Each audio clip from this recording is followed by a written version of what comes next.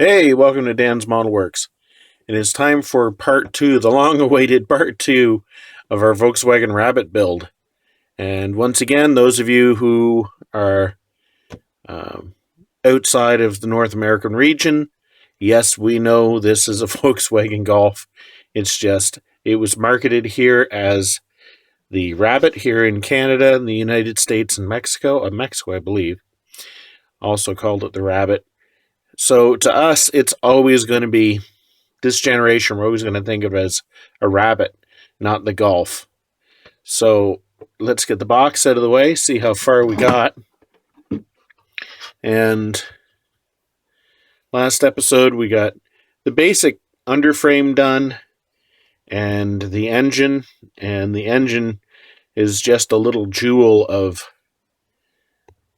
a model in its own right here. You can see how many parts went into it. And that's about all we've got done. Many of you probably have just finished, or in the last week or two, have finished watching our T-Bird build. And it is really quite remarkable in that this is a 1971. And this is Volkswagen's 1974 idea. It's just so remarkable to see. I mean, I know the market itself, this was an economy car, this was a personal luxury car, but given that they were both aimed at the North American market is so remarkable. And the interesting thing is in terms of front end space, this was just as roomy as this. Sure, you didn't have the width, but certainly for front and rear seat passengers, you probably had about the same amount of legroom. So we'll get this big land yacht out of the way. So my goals for this episode are, I want to get the body basically painted. Obviously, I want to get the wheels on the roller skate, get the wheels mounted and everything like that done. And I want to have the interior done. So that way, in part 3, it'll just be a final assembly. There's a few kind of personalization type things I want to do to this kit. And basically a show off. So I don't think that's going to be too hard to get the interior done. Coat of yellow paint on the body. Won't worry about getting the details painted. But just get us ready for that final assembly. I'm getting my wheels together. And this is the cap that goes onto the plastic axle on the car. And it just pops through the backing plate like that. And you'll see that I've painted the inside of the wheel, at least the back part, black. The part you're going to be able to see back here is silver, because these are painted steel wheels. But I've painted this whole interior here silver, or black rather, because there are holes punched through the front of the wheel, and we want that to be nice and dark back there. We don't want to get it together and, we've got like this white area inside there. There's our wheels all put together. As I mentioned, I wanted it to be nice and dark behind the openings. Although I suppose, really, if you didn't have any brake drums or discs back there, you would have a solid see-through effect. But I've just basically painted the backs the same. I believe I used steel. And these are just supposed to be painted steel wheels, so I'm pretty sure the silver that they used on them was not a super bright silver. It was more of a dark silver. So we're about ready to glue these on our roller skate now. Before gluing those wheels on, I just want to show the brake discs. I painted those silver, and the bit with the caliper, I painted that rust. Now, if you look at it, those calipers really aren't doing a whole lot. They're just kind of grabbing onto the very edge of the wheel. I think the mold makers might have made a little bit of a mistake on that, but I'm not going to change it. I did paint the very edges of the disc rust, because, you know, the heat tends to cause that to corrode a lot faster than the faces. There's no point in doing anything with the outside face because, of course, our wheels have a solid back on them anyway. And that's our wheels on our roller skate. They do, in fact, turn. Not super freely, but to be honest, I don't really like the wheels on my models to turn very freely, mostly because there's nothing worse than, you know, somebody bumps a shelf and you end up with a couple of models rolling off onto the floor. There's no glue holding these on. Basically, when I pressed them on for a test fit, they really just, they stayed on despite the fact that there's no real lip on the pin or anything like that they snap onto. But if I find that they come loose, I can always glue them on. But we have a roller skate ready for everything else to be applied to now. So I've selected my colors for my interior. This is a craft acrylic brown. This is Tamiya just plain brown. And this is Tester's rust. So how did our interior parts turn out? Well, here is our floor, and it turned out much shinier than I wanted. This is just basically Tamiya brown, which of course means it's a gloss brown.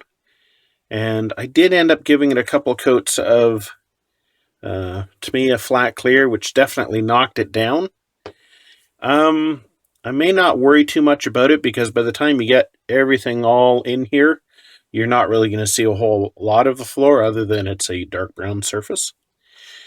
These areas here are this craft acrylic here, Cafe au lait, was used on these areas, and it's kind of a semi-gloss. I'm okay with that.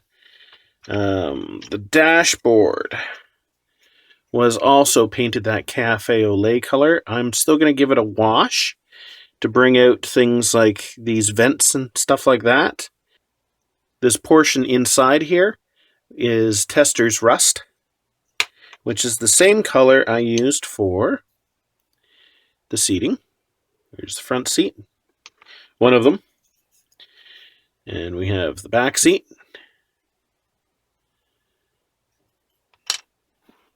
And we also have the sides of our bucket. I always prefer when the sides are molded separately rather than having like a one-piece bucket, because you get so much better relief on all of your parts, such as your armrests and your window winders and things like that. They always look so much more crisp when this part is separate. Okay, screw up time. Never assume that what you think you're looking at is what you're looking at. This part right here is the wrong part for a left-hand drive car, and it's on upside down. This notch up here is for the gear shift. These two circles must be some sort of gauge package. I thought they were cup holders. Yeah, I'm an idiot. So I've got to somehow or other get this part off. And this is the part that's supposed to go on there. So let's see what sort of damage I can do switching those parts. All right, there's the right part glued in the right way. I don't know what's more embarrassing, that I used the wrong part or that I put it in upside down. And you know what? When I put the other part in with those two little round bits down here, I was thinking cup holder. And I was actually thinking to myself, boy, it's unusual for a car in the 70s to have two big cup holders like that. Yeah, well, it didn't. So anyway, time to touch this up and probably get that gear shift in sooner rather than later. Here's an updated picture of the sidewalls. As you can see, the seat belts have been added, and I painted them the same rust material because I wanted the webbing to come closer to matching the seats than it does the side panels. There's our dashboard all finished up. They give you decals for the gauges, and also for the little logo in the middle of the steering wheel. There's actually 7 decals behind here in the instrument cluster. It is really quite nicely done. And here is how the interior turned out. As I said before, there's about 3 different browns in there, plus black and a little bit of German gray. And like the engine compartment, it really does build up nicely. I ended up using some panel wash on the seats just to give some depth to the various creases and things like that. And the dashboard itself actually has a very positive lock onto the body. You can see that spike back there. That actually slots into part of the body. And that console there, that block, it actually goes up in that spot there. So when you bring everything together, everything just basically is preordained exactly where it should be. No vagueness. This is just an early test fit to make sure all the parts are going to come together happily. I'm a big believer in assuming that nothing is going to fit. And then that way when stuff does fit, you're pleasantly surprised. As you can see, it looks like it's just going to clip together. And it gives you some idea of where you might not want to pre-glue parts on. You can see that I really have to pry these front fenders out in order to get them to clear. So I may not want to actually glue front end parts on until final assembly. It's always good to discover these things in advance rather than later. So both Natasha and I have said this before, but it bears repeating, mostly because both of us will oftentimes forget this step. But it is always worth washing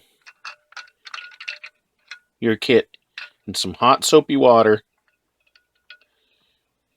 before you spray paint. And this is just basically the first step of the washing in hot soapy water. Once you've washed it, you want to rinse it in just some plain clear water with no soap in it as well. And then let it sit overnight. So nothing worse than you think you've gotten it completely dry, and you go to the spray booth and you start spraying, and this little drop of water comes from nowhere and races across the surface of your kit. But, you know, what I'm going to do is after I've given these a good rinse, I'm going to replace this water with just plain hot water, and then I'm going to give it another good thorough dipping. And that way all the nasty finger grease gets off, and I'm washing my hands in here at the same time, so, you know. And I'm going to limit the amount of handling between the time that I wash it and I spray it. And the body is yellow. Nice and yellow, just like I wanted. Oddly enough, though, it didn't directly go to being yellow. Funny story, and certainly gives you some idea of how ragged edge I am sometimes. Yesterday, I just wanted to get the body painted. I'd already washed it. It was already basically sitting in the spray booth. And I came home from work, you know, because I'm still working through the whole pandemic thing. So I came home in the morning after a full night's work, and I was like, okay, I want to get this thing painted. And I actually made the mistake of sitting down, and I fell asleep. And then I woke up, I was like, God damn it, I'm going to get that thing painted. And I staggered into the laundry room where the spray booth is. And I was like, I'm going to start painting this. And I looked at the vast array of spray cans and everything like that, and I was looking for the Tamiya yellow. And I grabbed it. I'm like, yep, that's yellow. Yeah, that's yellow. So I had it almost completely painted. And Natasha walks into the room, and she's like, "So you're painting it caterpillar yellow?" I'm like, "No, I'm painting it just the basic Tamiya yellow." She kind of grunts, walks away. And then I walk over to the hobby bench and I grab the bottle of Tamiya yellow, which should match it. And I'm like, "This looks awfully light." And I hold it up to the car and I'm like, "These are two different colors." I look at the spray can and I just sprayed my yellow car brilliant orange. Yeah, that's orange. This is yellow. Heaven forbid I actually read the label. The only way I can account for that is I was half asleep and I grabbed the can and I wasn't even thinking that I had brilliant orange on the premises. So therefore this had to be yellow. So the car was brilliant orange for a little while, which probably would have been cool. Actually, it looked good. And I probably would have gone with it if I hadn't have already painted the engine compartment yellow. So it's yellow now. It took a detour to orange, but now it's yellow. So I have a few other things I got to work on. So we've got this to basically the roller skate plus the painted body stage, which is what my goal was for the video. So I'm going to move on to doing something else, something I probably should have started a month ago, but I'm only starting tomorrow. So thanks for watching, and until next time, just keep on modeling.